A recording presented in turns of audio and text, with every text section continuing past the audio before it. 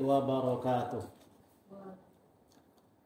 Alhamdulillahilladzi ja'ala ramadhana lana syahrus siyam. Ashhadu an la ilaha illallah wahdahu la syarikalah huwal hayyul qayyumur rahman. Wa ashhadu anna sayyidana Muhammadan abduhu wa rasuluh al-mab'uts rahmatan lil alamin wa huwa sayyidul insi wal jan. Allahumma salli wa sallim wa barik ala sayyidina Muhammadin khairil anam wa ala alihi wa sahbihi wa man tabi'ahum bi ihsanin ila yaumil qiyamah. Amma ba'du, pemirsa KPI TV, mahasiswa UNPAS dan keluarga besar UNPAS Bengkulu yang menyaksikan siaran ini. Insyaallah kita semua akan selalu mendapatkan rahmat, ridho, barokah dari Allah Subhanahu wa taala. Alhamdulillah pada kesempatan kali ini kita bisa bertemu, bisa bermuajahah melalui program atau melalui wasilah KPI TV ini dalam rangka kita berdakwah dan bergerak untuk saling kuat di antara kita. Selawat dan salam mari kita sampaikan untuk Nabi kita Muhammad sallallahu alaihi wasallam. Allahumma shalli ala sayyidina Muhammad wa ala ali sayyidina Muhammad.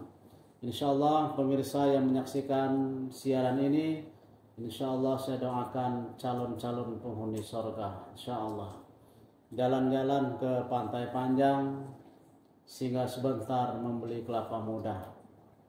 Untuk pemirsa KPI yang sedang menyaksikan, saya doakan masuk surga, insyaallah, amin. Baik, pada kesempatan kali ini karena sekarang suasana Ramadan, tema besar yang akan kita bicarakan adalah tips-tips menundukkan hawa nafsu selama bulan Ramadan.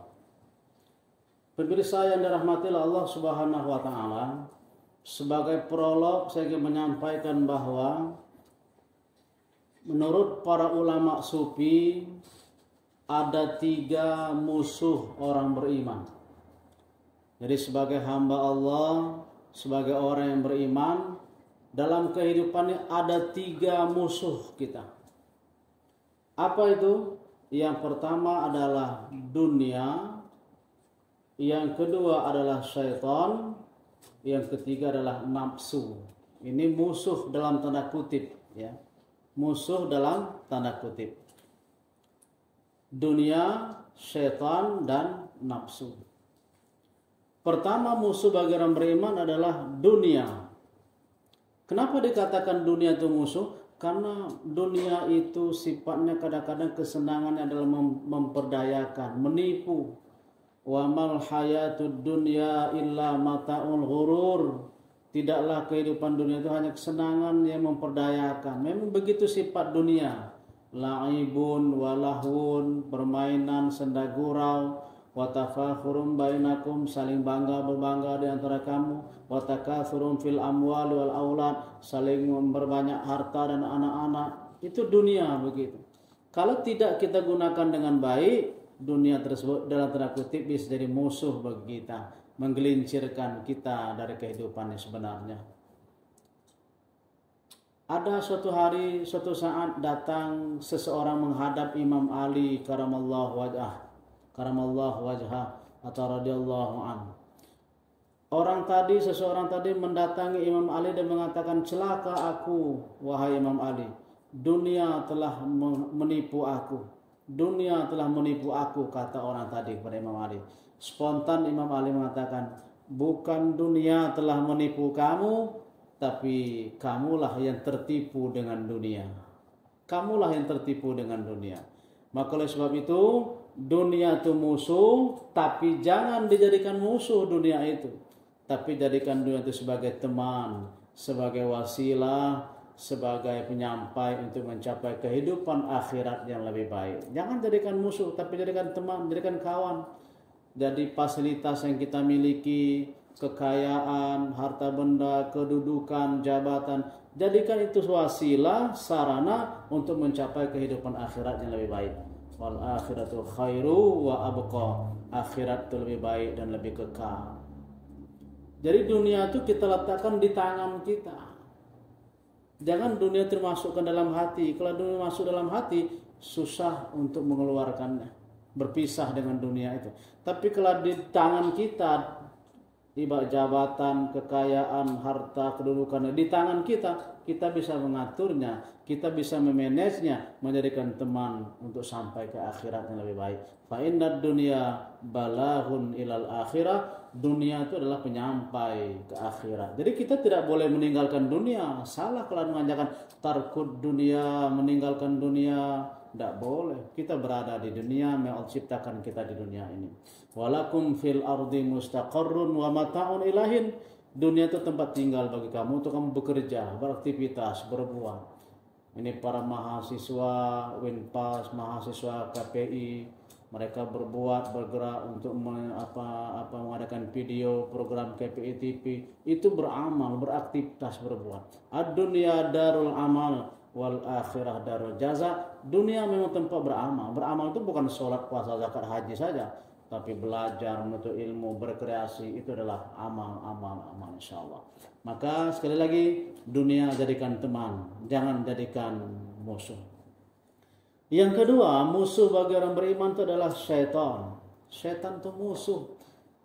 Kalau ini menyelesaikan jelas, syaitan itu musuh yang nyata, maka jadikanlah dia betul-betul musuh, jangan dijadikan teman. Dalam Al-Quran, dalam surat Fatir ayat 6, Allah SWT menyebutkan, Inna syaitana lakum aduun fattakhidhuhu aduwa.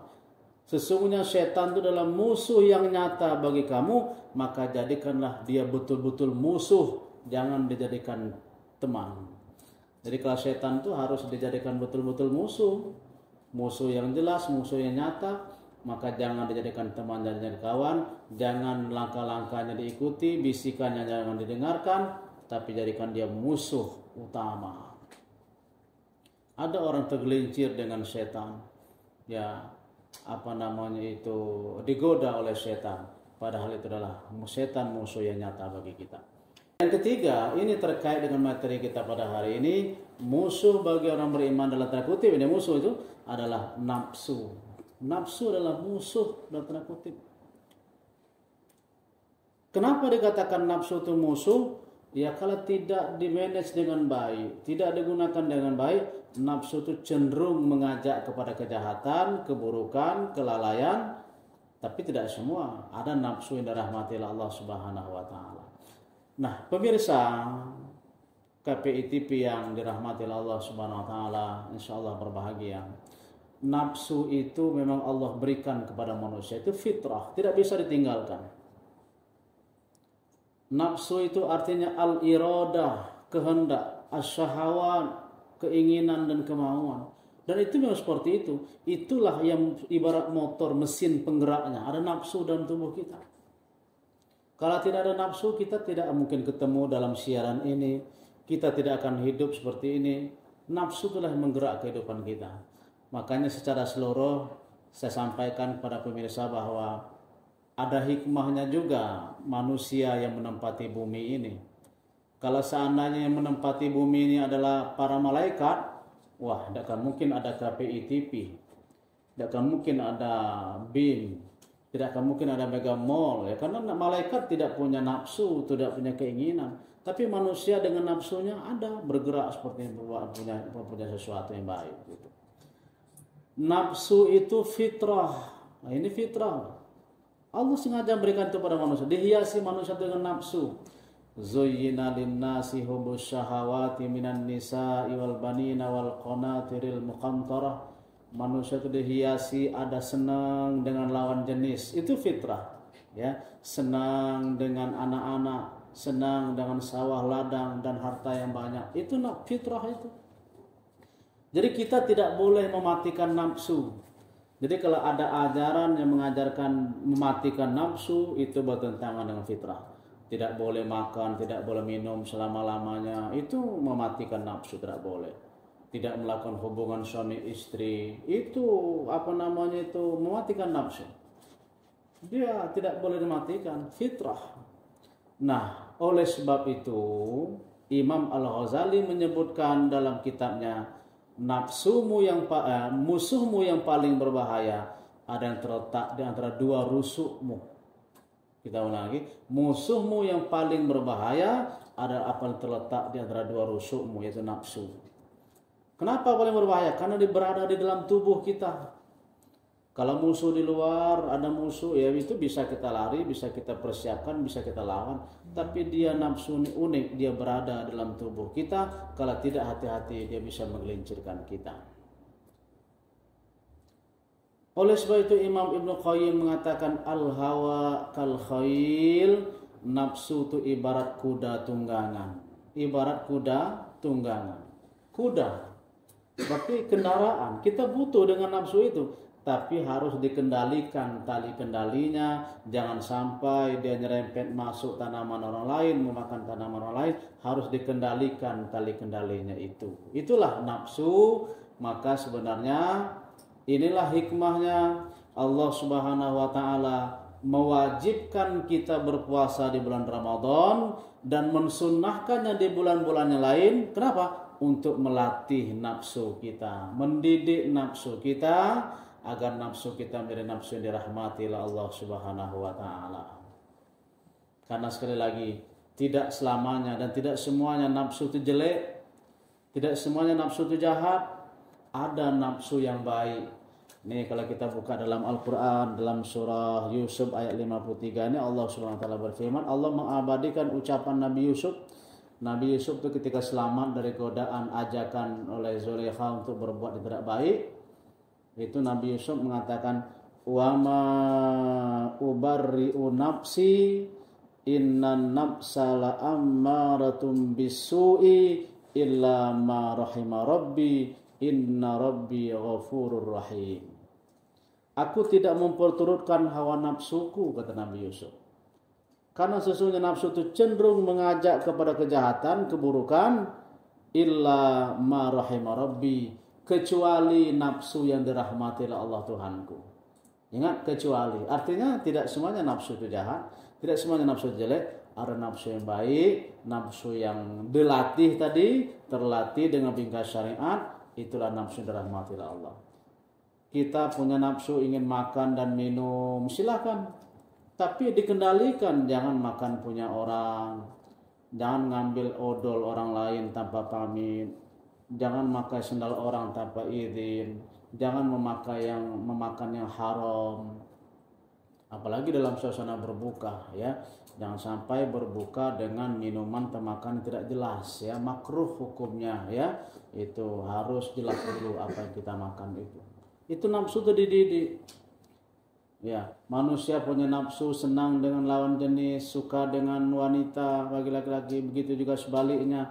Islam menggarisbawahi hendaknya melalui pintu pernikahan, jangan pergaulan bebas, jangan perzinaan dan lain-lain. Itulah nafsu yang terdidik itu. Maka sekali lagi pemirsa KPI TV yang dirahmati Allah, gunakan kesempatan Ramadan ini untuk sekolah nafsu kita, kuliah nafsu kita. Ini madrasah nafsu, ya. Syahrut tarbiyah, bulan kita mendidik, mengekang, melatih nafsu kita agar menjadi nafsu yang lebih baik, terkendalikan oleh bingkai syariat itu. Pemirsa yang dirahmati Allah Subhanahu wa taala. Lalu bagaimana caranya biar kita itu bisa menundukkan hawa nafsu di bulan Ramadan dengan baik? Nah, ada beberapa tips, ada beberapa trik yang kita sampaikan agar kita sukses menjalani Ramadan dalam rangka menundukkan hawa nafsu itu, melatih itu. Tips yang pertama, kalau ingin sukses, itu adalah hendaklah kita memasang niat puasa pada malam hari. Ini yang pertama. Ini trik ini. Jadi kalau kita tidak pelajari trik-trik ini Ramadan berlalu saja, tidak begitu memberikan bekas. Jadi hendaklah kita memasang niat puasa pada malam harinya. Niat puasa. Kata Nabi dalam sebuah hadis, man lam yubayyitu siyam fala siyama lahu. Siapa yang tidak memalamkan niatnya, maka tidak sah puasanya, tidak ada puasa baginya. Jadi puasa Ramadan itu puasa wajib, niatnya harus di malam hari. Kalau puasa sunat ya boleh siang hari atau pagi harinya, asal belum makan apa-apa. Tapi puasa Ramadan itu harus diniatkan malam harinya.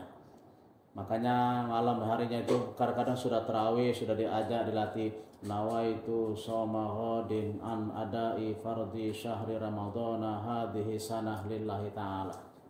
Bukankah pemirsa seling melihat film Ipin dan Upin kan gitu. Ipin Upin itu juga lihat dalam video dalam filmnya itu.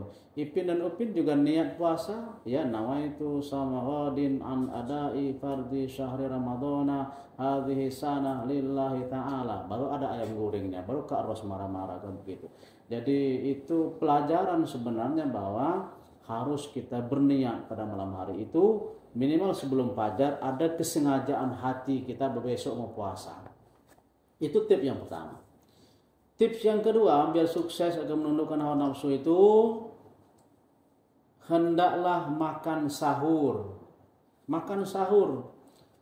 Jadi kalau biar kita sukses dalam rangka puasa menundukkan hawa nafsu itu, makan sahur.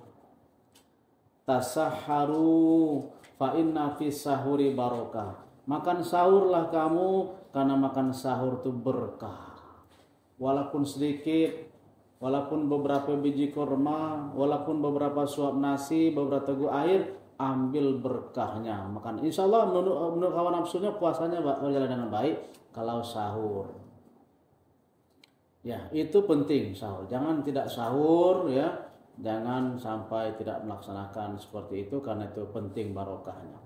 Tips yang ketiga agar sukses dalam berpuasa atau menjalankan Ramadan atau menundukkan hawa nafsu, takhirus sahur, memperlambat sahur, mengakhirkan waktu sahur. Nanti jangan salah paham nanti pemirsa para mahasiswa biasanya, oh katanya memperlambat sahur, sahur jam 7 itu tidak jadi, itu salah itu ya. Maksudnya itu mentakhirkan, kelas sahur itu sudah diakhirkan. Ya jangan cepat-cepat jam 2 malam sudah sahur, itu bukan sahur, itu makan malam itu ya. Maka penting itu memanajemen bahwa sahur itu diakhirkan waktunya. Jangan terlalu cepat dan jangan lewat waktunya. Kalau Nabi Muhammad SAW itu beliau sahur itu, maka ada imsak ya, ada imsak itu ya, 10 menit sebelum azan subuh. Nabi begitu, ditanya oleh sahabat, berapa lama jarak antara Nabi sudah sahur dengan azan subuh berkumandang? Itu sekitar membaca 50 ayat Al-Quran. Maka dihitung oleh para ulama bahwa 10 menit menjelang azan itu sudah imsak ya, sudah menahan diri, walaupun startnya nanti adalah dari terbit fajar azan subuh berkumandang, tapi imsaknya sudah dimulai dari 10 menit sebelum azan subuh tersebut. Jadi disunnahkan mentakhirus sahur, yang mengakhirkan makan sahurnya tersebut. Pemirsa yang dirahmati Allah Subhanahu wa taala, tips selanjutnya biar puasa kita berjalan dengan baik, menundukkan hawa nafsu itu berjalan lancar, hendaklah kita menahan dari hal-hal yang membatalkan puasa dan menahan diri dari hal-hal yang merusak pahala puasa. Nih ada dua loh. Jadi selama ini banyak orang menganggap puasa itu hanya menahan diri hal-hal membatalkan puasa. Makan, minum, muntah dengan sengaja, tidak hubungan suami istri, apalagi itu menahan, itu membatalkan pahala, membatalkan puasa. Tapi ingat, ada yang membatalkan pahala puasa, merusak pahala puasa. Ini harus ditahan juga. Merusak pahala puasa itu Pak, gimana maksudnya? Puasanya sah tapi pahalanya tidak dapat. Kalau ibarat berdagang itu, kata orang Bengkulu itu balik modal, tidak dapat untung ya. Tidak ada kewajiban lepas tapi pahalanya tidak. Dia tidak menahan hal merusak pahala puasa. Ada 5 yang merusak pahala puasa. Al-kadhibu dusta, bohong. Wal ghibah, ngomongin orang, gosip, merumpi, itu merusak pahala puasa. Kemudian adalah an-namimah, mengadu domba orang lain. Yang keempat, wal yaminul ghamus, sumpah palsu, itu adalah merusak pahala puasa. wan nazru bisyahawat, dan memandang dengan penuh syahwat itu. Ini merusak pahala puasa. Jadi para mahasiswa kita sampaikan, mari menahan diri hal-hal yang menahan pahala, merusak membatalkan puasa dan juga merusak pahala puasanya itu sendiri begitu. Kemudian tips yang selanjutnya adalah jangan bermalas-malasan ketika ibadah puasa dilaksanakan. Bermalas-malasan dengan berdalih dengan hadis dhaif, lagi hadis yang sangat tidak bisa jadikan referensi. Naumatus shaim ibadah. Tidurnya orang berpuasa itu ibadah. Akhirnya dia tidur terus gitu ya, tidak ke kampus, tidak kuliah, tidak belajar. Kenapa? Karena dia memahami tidur itu ibadah. Nah, itu salah. Jangan bermalas-malasan. Jadi tidak benar kalau ada ungkapan anak muda mengatakan, ini para mahasiswa sering saya dengar mengucapkan kata ini, belajar santai, masa depan cerah, tua kaya raya, mati masuk surga. Enak aja ngomong kayak begitu. Dia harus sukses, itu harus kerja keras ya, harus kerja keras demikian. Kemudian tips selanjutnya, jangan lupa juga, ini penting ini untuk agar sukses dalam menundukkan hawa nafsu, jangan bertaladzuz dengan makanan dan minuman ketika puasa. Jangan bertaladzuz. Maksud bertaladzuz itu apa? Berlezat-lezat dengan makan dan minum walaupun tidak makan minum. Misalnya ada orang masak makanan, kita hirup-hirup hawanya enak sekali. Wah, itu berlezat-lezat, tidak boleh ya. Berlezat-lezat. Cendol tidak diminum, cuma dicium-cium cendol itu harus baunya, itu namanya berlezat-lezat. Tidak boleh seperti itu ya. Itu bisa mengganggu kesuksesan ibadah kita itu. Bahkan Nabi Muhammad SAW menyebutkan, kalau lagi puasa jangan berlama-lama beristinsyak atau berkumur-kumur dalam berwudu. Pemirsa yang dirahmati Allah Subhanahu wa taala, pasti ada saudara kita yang kerjanya kerja fisik, seperti buruh, seperti petani begitu. Nah, itu tetap kita laksanakan, tapi dikurangi volumenya. Jangan sampai terlalu capek, terlalu letih sehingga puasanya bisa kurang sempurna dalam pelaksanaannya itu. Nah, kalau kita laksanakan tips itu dengan baik, insya Allah. Dan jangan lupa juga salah satu tipsnya adalah berdoa ketika akan berbuka puasa. Itu penting ya. Itu penting. Kemudian juga tipsnya penting juga untuk sampaikan, hendaklah mempercepat buka puasa. Itu tips yang sukses juga. Kalau sahur tadi memperlambatkan sahur, tapi kalau berbuka menyegerakan berbuka. Allah senang kalau kita menyegerakan berbuka itu ya. Hamba itu selalu dalam kebaikan, ma'ajilul fitr, selama dia mempercepat berbukanya. Tapi jangan salah paham, khawatir mahasiswa salah paham, katanya puasa berbuka itu lebih cepat, lebih baik. Jam 5:15 sudah berbuka, dia sudah makan duluan. Itu salah, bukan begitu.